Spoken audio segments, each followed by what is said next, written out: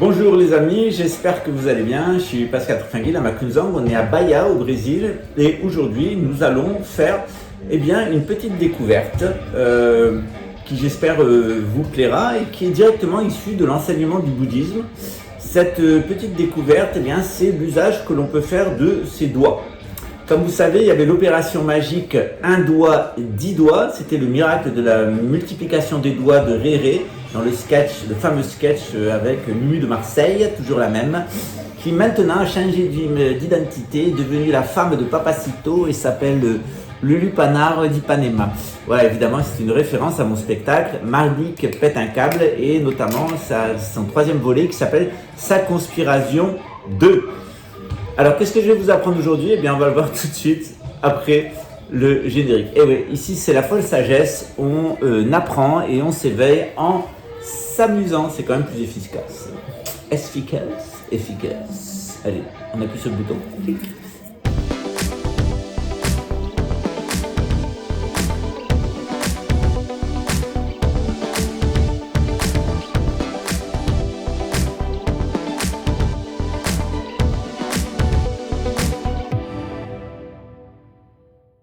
Alors, en quoi ça consiste ? Si vous avez des désordres intestinaux, ce qui est souvent mon cas parce que je suis colostomier, donc je suis toujours en train de faire très attention à mon alimentation, à ne pas prendre trop de boissons gazeuses, il y a de la bière zéro, c'est très bien pour la santé, ça évite de prendre de l'alcool. Rien qu'avec ce doigt, celui qui dit Allahu Akbar, vous pouvez vous guérir de vos maladies intestinales. C'est une technique chinoise, celle du professeur Li. Tout simplement, ici, vous avez un point et en appuyant ici, comme ça, plusieurs fois, ça va faire au moins 3 minutes, vous allez masser votre intestin et vous allez régler vos problèmes digestifs. C'est une des techniques que j'utilise. J'ai une chaîne qui est dédiée à la colostomie. Pour l'instant, il n'y a pas beaucoup de programmes dessus, mais j'étais décidé à le faire en français, en anglais, en portugais, parce qu'il y a beaucoup de personnes comme moi dans le monde. On a environ 14 millions de personnes d'être colostomiées dans le monde. C'est une grande souffrance pour nous au quotidien, parce qu'on a ce qu'on appelle des douleurs fantômes. Et donc ce petit exercice, vous pouvez le faire tous. Et si vous voulez définitivement régler vos problèmes d'intestin, réveillez-vous entre 5h et 7h du matin. C'est la meilleure heure. Pour moi, c'est souvent 5h30, 6h. Et vous appuyez ici 3 minutes. Et je peux vous assurer que vous allez voir vos problèmes d'intestin disparaître. Reste encore la solution de la cuillère. Deuxième sujet du jour, comment régler les petits conflits du quotidien. Généralement, au quotidien, on a des gens qui nous mentent. On a des gens qui essayent de nous arnaquer, voire il y a des personnes qui sont de véritables prédateurs. C'est pas forcément des gens qui veulent vous tuer. C'est aussi des gens qui veulent vous déposséder de votre personnalité, vous déposséder de votre énergie. On appelle ça des pervers narcissiques. C'est des gens qui pensent que le monde serait tellement parfait s'ils avaient le droit de vie ou de mort, mais ça marche pas comme ça. C'est pas à nous de décider qui vit et qui meurt, c'est à Dieu. C'est pour ça que toutes les religions disent comme premier principe, tu ne tueras point. Toutes, sans exception. Elles nous invitent aussi à ne pas avoir d'acquisition malsaine, c'est-à-dire de ne pas avoir d'acquisition illégitime, de voler personne, de rester honnête. Si tu ne convoiteras point le bien ni la femme de ton voisin. Et le troisième aspect, c'est que tu ne porteras pas de faux témoignages, c'est-à-dire que tu ne mentiras pas. Et dans ces trois assertions de base du bouddhisme, pas mentir, pas voler, pas tuer, vous allez voir que vous allez trouver bien des clés. Je vais vous donner un exemple et un contre-exemple. Vous savez que chez les Édomites, ils mentent comme des arracheurs de dents, ils sont schizophrènes.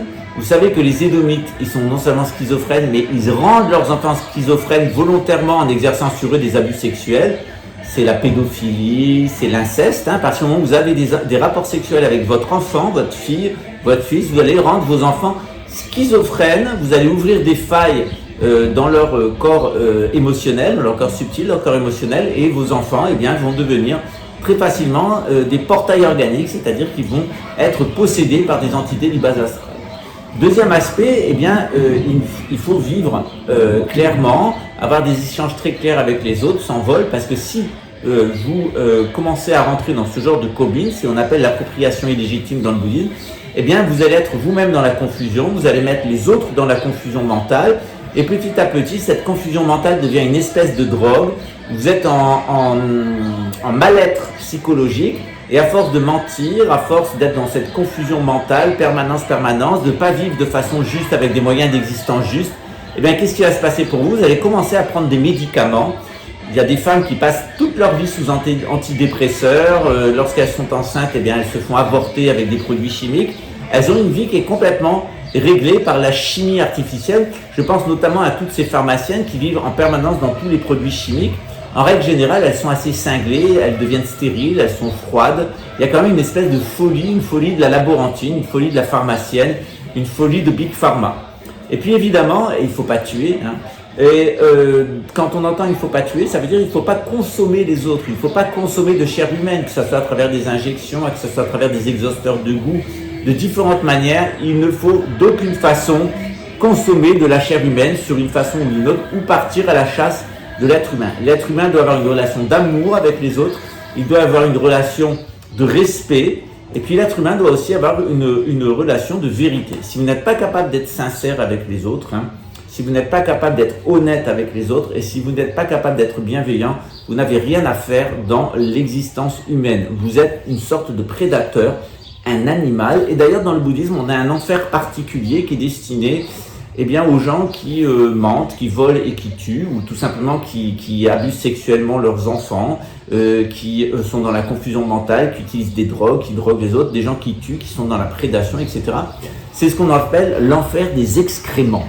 Ce sont des gens qui se retrouvent dans un monde rempli de merde, d'excréments. Ils sont cadavériques, décharnés, avec des énormes ventres, et ils vivent dans ces mondes remplis d'excréments dans lesquels ils vont déambuler pendant des éons et des éons. C'est une description du bouddhisme tibétain. Nicolas, d'ailleurs, vous avez fait une excellente vidéo sur les différents types d'enfer.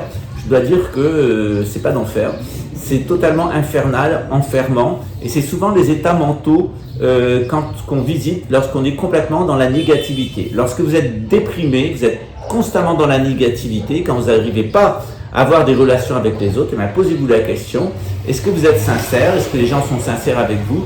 Est-ce que vous êtes honnête? Est-ce que les gens sont honnêtes avec vous? Est-ce que vous êtes bienveillant? Est-ce que les gens ne sont pas bien et sont ou non bienveillants avec vous? Oui ou non? Cette volonté d'être sincère, cette volonté d'être honnête, cette volonté d'être bienveillant, on le retrouve notamment dans la parole, par exemple dans le commérage. Souvent, tous au quotidien, on a tendance à faire des commérages. Il y a la télévision en boucle, les actualités en boucle, ce n'est qu'un immense commérage sur ce qui se passe dans nos sociétés et ce qui se passe sur la planète, complètement déformé d'ailleurs par les propriétaires de ces chaînes de télévision.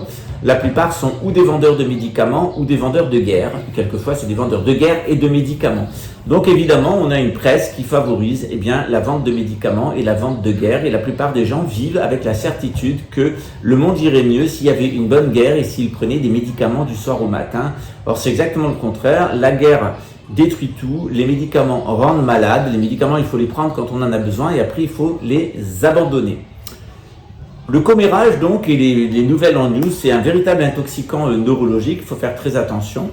Et en règle générale, dans le bouddhisme, on appelle ce qu'on appelle les 3 barrages. C'est-à-dire, lorsque une personne, vous devez communiquer avec une personne, posez-vous 3 questions. Ce que vous allez dire, est-ce que c'est vrai? Si c'est pas vrai, ne le dites pas. Est-ce que c'est utile? Si c'est utile de le dire, dites-le. Et est-ce que c'est bienveillant? C'est-à-dire, si ça n'est pas bienveillant, ne le dites pas. Vous savez que les animaux, souvent, ils sont très bienveillants les uns envers les autres. Et lorsqu'un être humain devient malveillant, lorsqu'il devient malsain, il a une influence malsaine sur les autres, lorsqu'il suggestionne des choses négatives, il encourage les autres à faire des saletés, lorsque lui-même il est frustré, il est enfermé dans l'obscurcissement mental, dans le ressentiment, dans la haine, qu'il n'aime pas son métier, qu'il essaye de se mettre à l'abri, il se ment à lui-même. Souvent, les gens dans leur profession n'est qu'un mensonge qu'ils se font à eux-mêmes. Ils n'aiment pas leur travail ou ils l'ont choisi pour des raisons qui sont illégitimes. Ils ne disent pas la vérité aux autres. Ils ne se la disent pas à eux-mêmes.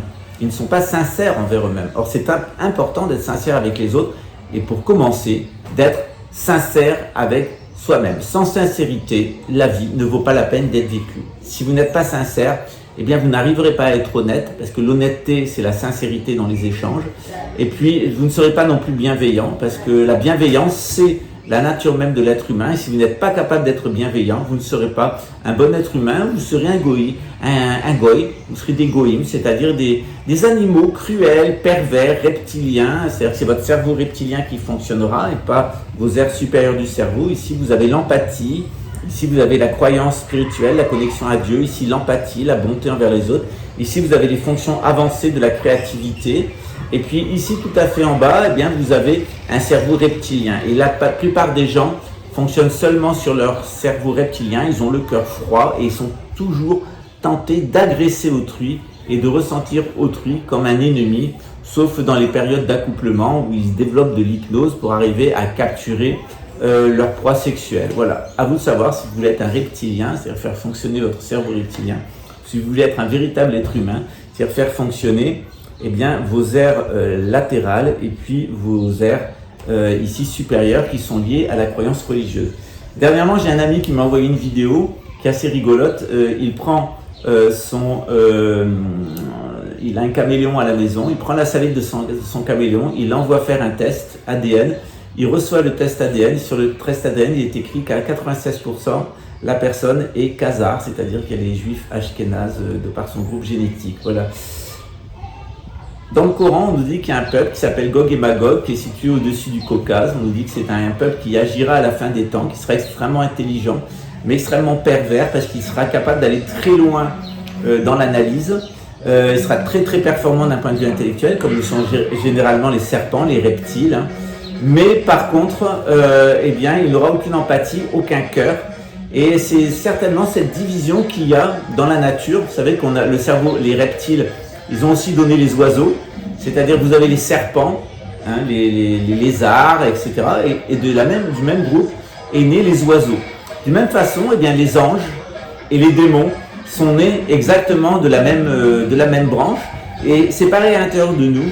Votre cerveau reptilien, selon que vous le contrôlez et que vous l'amenez au-dessus à avoir une grande vie spirituelle, selon que vous l'amenez en bas, notamment vers votre sexe, comme un scorpion, eh bien là vous serez un reptile du bas. Alors vous savoir si vous êtes un ange ou si vous êtes un démon, hein, c'est un peu la figure dans la lame 15 du tarot le diable, eh bien vous avez un personnage hein, qui met une main en haut et une main en bas, comme ceci, la main de justice et la gain de grâce, et puis il y a deux personnages en dessous qui sont liés à lui, qui sont des esclaves.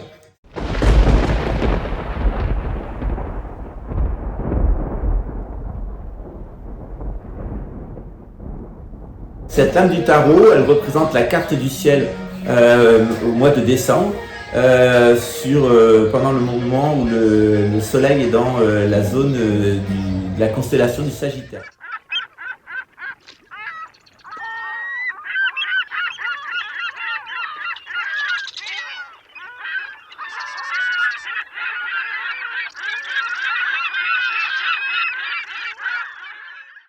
Si vous voulez en savoir plus à ce sujet, eh bien prenez donc mon cours de gnose. Il commence maintenant dans un petit peu plus d'un mois. Le premier dimanche premier ou deuxième dimanche de décembre, c'est un cours de gnose complet.